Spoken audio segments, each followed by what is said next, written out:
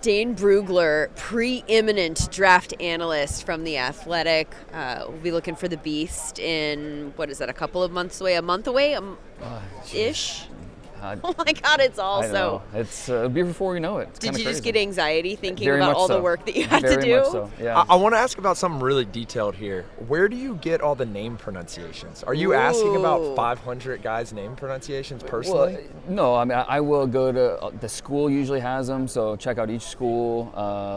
If they don't have it, then yeah, I'll just talk to the player themselves, like, pronounce it for me. Like, how do you say, because it's important, you want to get it right. And the whole point of the Beast is to give you the details, Right. Like I in order to know where these guys are headed, you need to know where they came from. You need to know, everything about them, what their journey. No two journeys are alike. Where they started and their family situation, what sports they played growing up, all that kind of stuff. So it's all interesting, and yeah, getting the pronunciation. I know a lot of people appreciate that. So yeah.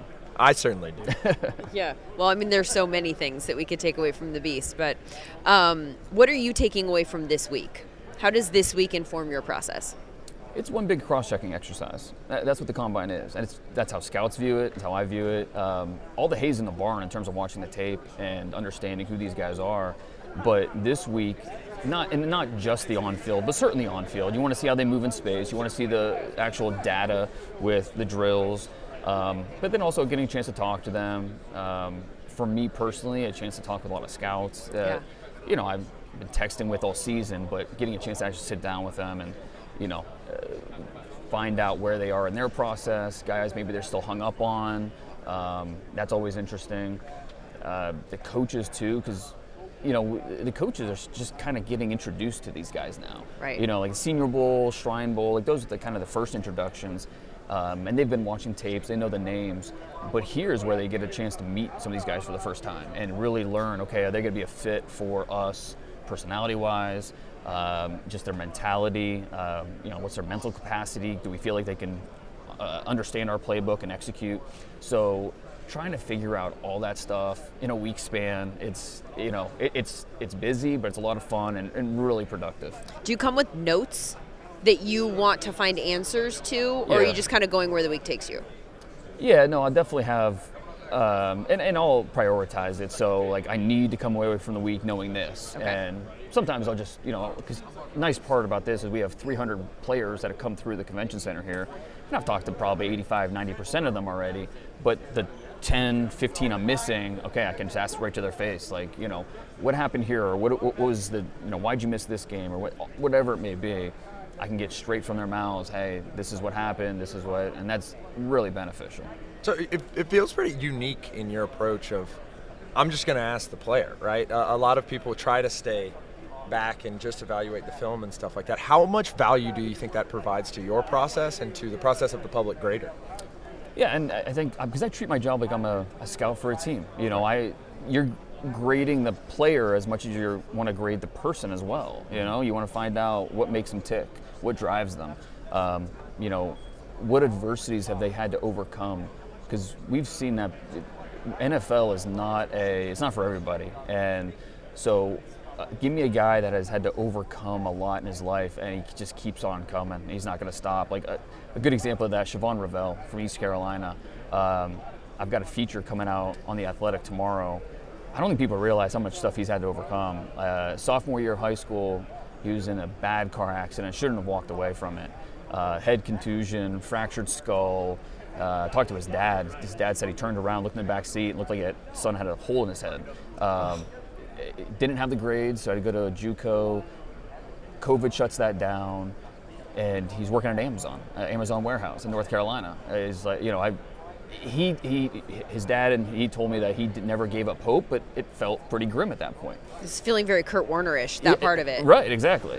And his dad actually sent me a video of he was picking up his son from the Amazon warehouse, and he's walking out of the warehouse with his, the bright orange vest on, just kind of looking dejected. And there was an ECU prospect camp that they went to in June of 2021, and they just paid $100, showed up. And he had just worked a shift at Amazon from 6 p.m. to 4 a.m., went home, ate breakfast, and they drove the 2 hours to Greenville and ran the 40, ran a 4.40 flat, 11 in the broad, 39 vert, and the coaches were like, okay, we have something here. And they promised him a scholarship if he got his grades up the second year at his JUCO. Did that, goes to East Carolina, got hurt the first year, and then 2023 had this breakout year. Alabama's calling him, LSU's calling him, all these schools. He decides to stay loyal. Third game into the year, ACL during practice. And so, it's devastating, but if anybody can overcome it, it's this guy. And 6'2.5", over 200 pounds. If he could run here, he'd be in the 4.3s. So somewhere early day 2, I think someone's going to get a real nice steal. How do you balance? So you're talking about kind of adding into your evaluation some things that are intangible. Right. How do you do that in a way? Have you found that, first of all, that's sticky in terms of predicting whether or not the person's going to have success? Or could it steer you down a road where you like the person so much that maybe you miss stuff? And human nature, and that's why scouting is always going to be more of a true art than a true science. Yeah. There's always a balance, but at the end of the day, we're human beings, they're human beings, and you have to try and figure it out. It's scouts, GMs, coaches, they have their favorites based off of how the tape goes or how they meet with them and just the person they are, how much they persevere. It can be hard, sure, sometimes, because you're undoubtedly going to have your favorites. Guys that really, you attach yourself to based off of your interactions with them and just the way they impress you. And so trying to look at the draft through that lens of, not trying to get too emotionally involved and just focus on the facts. Facts are, he can do this, this, and this, he can't do this. And, there's a lot of gray area, but trying to focus on the facts is, what it comes down to in scouting. And so it's not always easy, but that's the goal. So talking about those facts, I've heard a lot from our scouts, that you grade what he can do because good coaches will either develop what he can't do or scheme around it. How true do you think that is? That was something that Chris Ballard, I know, taught me. Don't get too hung up on what he can't do. If the tape shows that he can do it, even if he did it once or twice, he can do it. If the tape says he can do it, then he can do it. And then, it's something that maybe the consistency isn't there, but if he has the physical capabilities, the traits to get it done, then all right, we can work with that and get the most out of him. And that's the evaluation part. The valuation about, okay, where do you draft a player like that, maybe is a little different.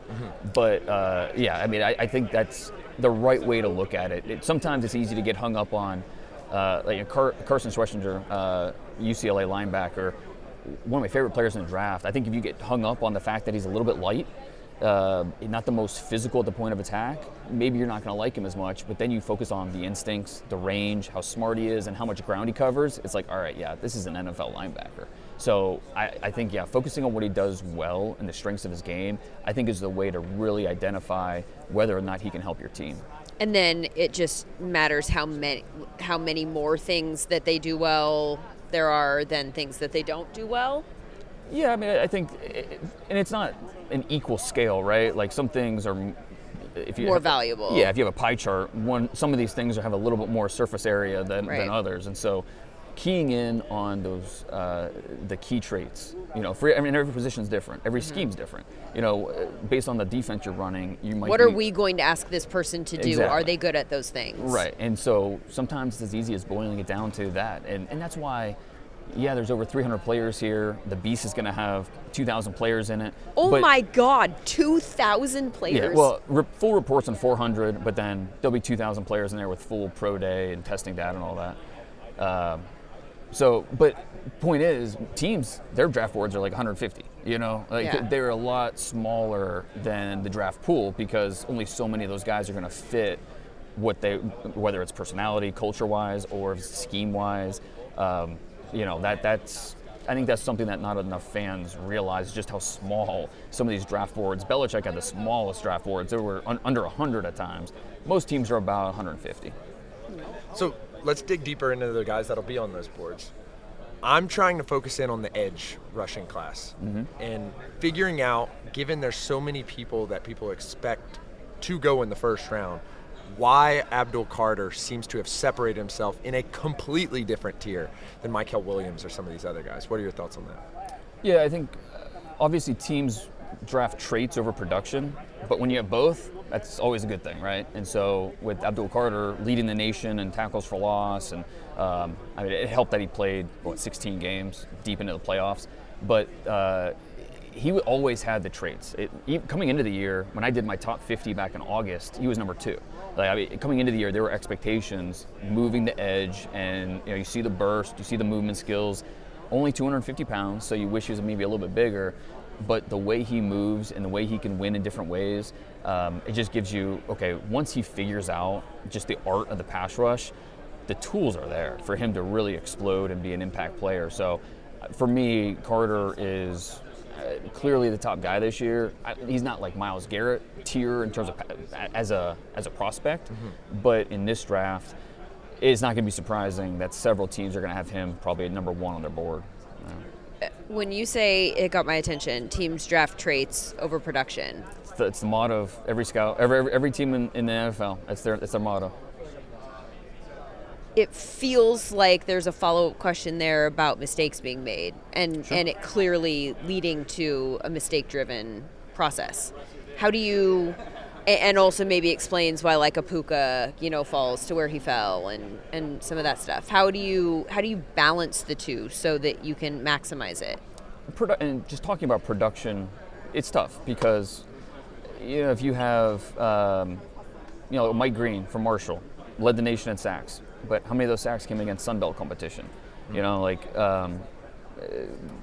Sacks in general. How many came against where he got matched up with a tight end, or how many times did the quarterback run into the sack? Stats can lie, and so I want all my edge rushers that I'm looking at in the first round to have 10 sacks, but Shamar Stewart from Texas A&M, perfect example. The traits are unbelievable. He had 1.5 sacks this year. Yeah. But then you dig a little deeper and you say, oh, he led the team in pressures.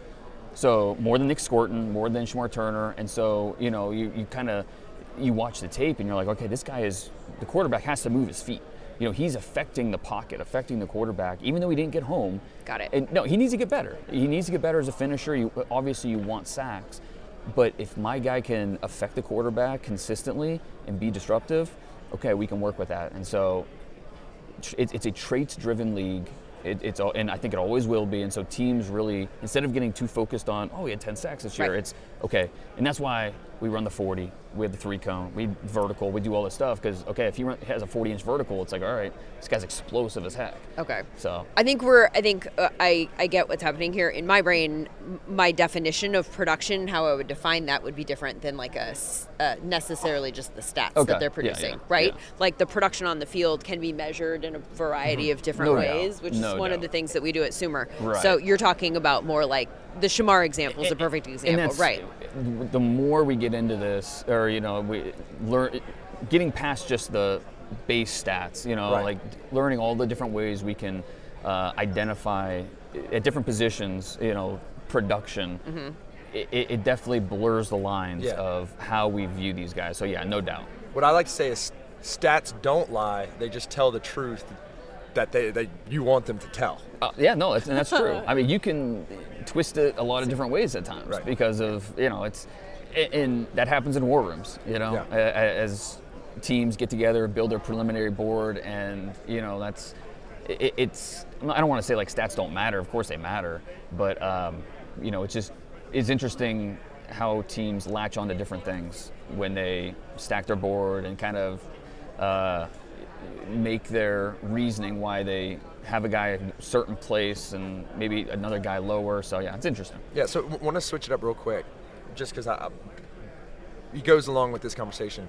Cam Skattebo out of Arizona State is a guy that it seems like has the production across a crazy amount of places, but may not necessarily have the traits. What are your thoughts on him? Yeah, and he's not gonna, if he runs here, which he's supposed to run. It's probably not gonna be great. I think over under, 4, 5, 7. Like anything over that or below that would be, I think, great for him. But you look at what he can do catching the football. You look what he can do wearing down a defense. Like, a safety does not want to see him coming at him in the open field, because of how physical he plays, and he'll do it 25 times a game. The thing with Skattebo is I think a lot of teams are going to look at him and say, what's his comp? Like, I think we can get overboard with comparisons, NFL comparisons, but general managers, that's what they want to know. When they're meeting and a scout is presenting a player, a GM's going to ask, okay, well, he's a little bit different. Who's his comp? And you better have one. You better come up with, well, he's kind of like this, and Skattebo's a tough guy to come up with a comp for. Like, you could say, there have been other maybe not crazy athletic running backs, Peyton Hillis, for example. But he looked like a linebacker. Cam Skattebo is short and a little more squatty, like different body types. So it's hard to find a true comp for Skattebo. And that will bother some teams, maybe not as much others. But he's a really interesting player. And it also, the fact that it's just such a deep running back class, that's going to affect whether he goes 3rd round, 4th round, wherever it may end up being. Dane Brugler, new to Blue Sky, so now you can find his work there. Holla did it, brought you. Peer pressure. Yeah, I know we had a few people working on you there. Where else can people find your work? All of The Athletic, all my draft stuff. Got, like I said, a feature on Siobhan Revelle coming out this week, mock draft next week, and then, of course, The Beast early in April. So if you haven't checked it out, check it out. I promise you. If you like the draft at all, you will not be disappointed. Absolutely. You sound tired, by the way. I'm trying Just not to. Reiterating all the places that people can find your work, which is amazing work. Thank you so much for your time. Thank you, guys. Appreciate it.